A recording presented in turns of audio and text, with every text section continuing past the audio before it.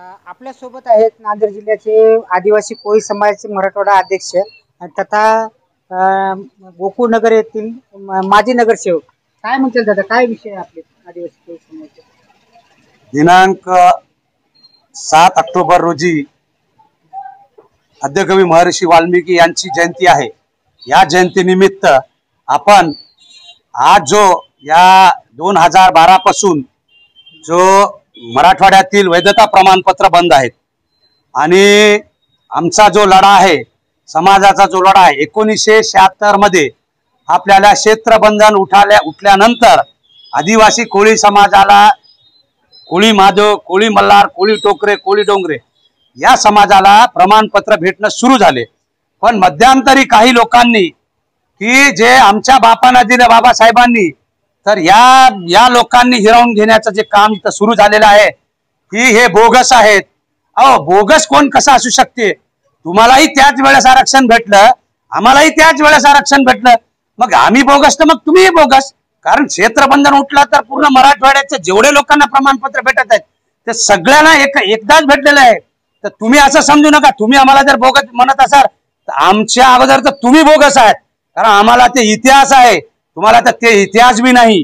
आमच्यापेक्षा double bogus माणसं आहेत तुम्ही. आजही काही लोक बरगळलेत. आज आदिवासी ह्याचा मोर्चा होता की नाही, आज आमची संख्या भरपूर होती त्या ठिकाणी. तुम्हाला काय काल जे पत्रकार परिषद झाली, मांडीला मांडी लावून तुम्हाला बोलून घेऊन आम्हीच दाखवून बोलून घेतले आणि आता त्या भाषणामध्ये तुम्हाला अपमान केला. नाही, त्यांचं कसं होतं की त्यांना असं होतं की आमची संख्या दाखवायची, की त्यांना आमचे लोकांची संख्या घ्यायची होती.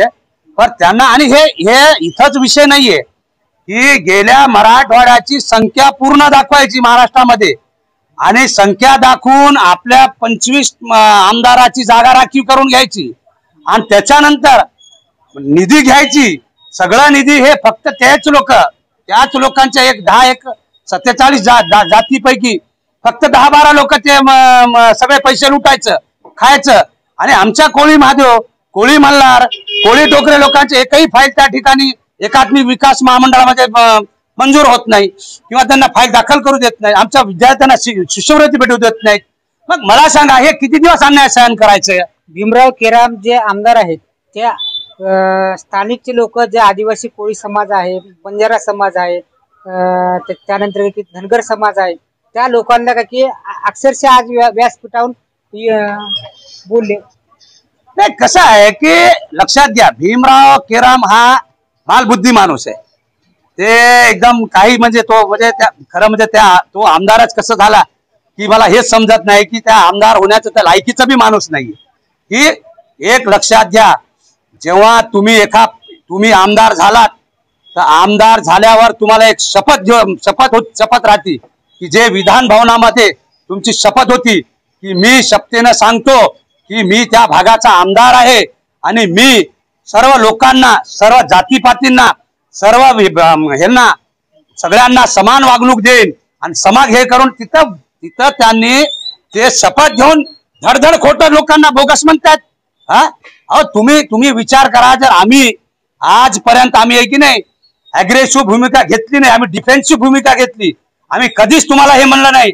पण याद राखा, आम्ही कोळी समाज आहोत, आम्ही तानाजीची औलाद आहोत आणि त्या वाळ्या कोल्हेची आम्ही औलाद आहोत. आम्ही जर बिघडलं तर तुम्हाला कुठं थारा राहणार नाही. लक्षात घ्या, बोगस म्हणणारे आता यापुढं जर कोणी बोगस म्हणत असेल तर या लोकांचं आहे की नाही, या लोकांवर पहिले आम्ही न्यायालयाच्या मार्फत यांच्यावर खटले दाखल करू. जर त्या न्यायालयाच्या मार्फत जर काही झालं नाही तर उद्या आहे की नाही या सगळ्यांच्या तोंडाला काळं फासू एवढी या कोळ्यांच्या, आमच्या आदिवासी कोळ्यांच्या मध्ये धमक आहे. तर माझी सर्व बांधवांना विनंती आहे की लक्षात घ्या, दुसऱ्याच्या वरातीमध्ये नाचायचा विषय आता संपलेला आहे. आज आपला आहे. आता आपल्यासाठी, आपल्या लढ्यासाठी, बेमुदत उपोषणासाठी आपण या ठिकाणी विद्यार्थ्यांनी, महिलांनी, नेत्यांनी, सर्वांनी या आदिवासी कोळी जमातीच्या बेमुदत उपोषण आणि महर्षी वाल्मिकी यांच्या प्रतिमेस वंदन करण्यासाठी जयंतीनिमित्त आपण सर्वांनी या ठिकाणी उपस्थित राहावे. मी या ठिकाणी आपल्याला सर्वांना आवाहन करतो आणि नेत्यांनाही आवाहन करतो, सर्व पक्षी आहे, सर्व समावेक आहे, तर आपण सर्वांनीही या ठिकाणी सर्व आपल्या कार्यकर्त्यासहित आपण त्या ठिकाणी उपस्थित राहावे एवढं बोलतो आणि मी माझे शब्द संपवतो. जय हिंद, जय महाराष्ट्र, जय भीम, जय वाल्मिक, जय आदिवासी. नमस्कार नांदेडकर. आज आदिवासी कोळी समाजाची महत्वपूर्ण बैठक संपन्न झालेली आहे. त्या बैठकीमध्ये उद्या जिल्हाधिकारी कार्यालयासमोर काही यांच्या मागण्यासाठी काही जिल्हाधिकारी कार्यालयासमोर आमरण उपोषण चालू आहे. तुमच्या प्रमुख काय मागणी आहे सर?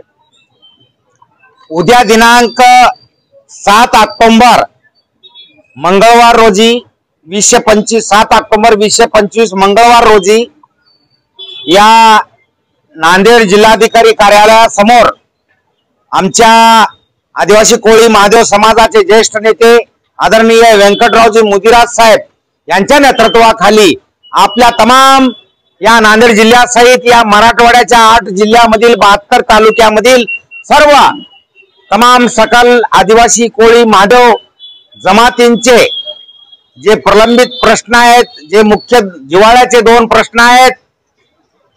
पहिला प्रश्न म्हणजे जातीचे प्रमाणपत्र, दुसरा प्रश्न जे मिळालेले जातीचे जे प्रमाणपत्र आहेत ते वैधता झाली पाहिजे, व्हॅलिडिटी झाली पाहिजे. या मागणीसाठी नांदेड जिल्हाधिकारी कार्यालयासमोर उद्या दिनांक 7 ऑक्टोबर 2025 मंगळवार पासून बेमुदत उपोषण करण्यात येणार आहे. तरी मी तमाम या नांदेड जिल्ह्यासहित मराठवाड्यातील आदिवासी कोळी महादेव जमात बांधवांना, भगिनींना, सर्व विद्यार्थ्यांना, आबालवर्गांना सर्वांनाच या उपोषणाच्या ठिकाणी हजारोंच्या संख्येने त्या ठिकाणी उपस्थित राहावं असं मी या आपल्या चॅनलच्या माध्यमातून मी आवाहन करतो. मला आणखी यापुढे जाऊन सांगावयाचं आहे. उद्या दिनांक 7 ऑक्टोबर 2025 रोजी या भारत देशामध्ये आद्यकवी तथा रामायण या पवित्र ग्रंथाचे रचनाकार महर्षी वाल्मिकी ऋषी यांची जयंती आहे. आम्ही त्या निमित्तानं, या उपोषणाच्या निमित्तानं जयंती सुद्धा माननीय जिल्हाधिकारी नांदेड या ठिकाणी आम्ही मोठ्या प्रमाणामध्ये साजरी करणार आहोत. तरी सर्वांना आवाहन करतो की आपण या उपोषणाला सर्व समाज बंधू भगिनींनी मोठ्या हजारोच्या संख्येने उपस्थित राहावे एवढंच बोलतो. थांबतो. जय महाराष्ट्र, जय भीम, जय संविधान, जय भारत.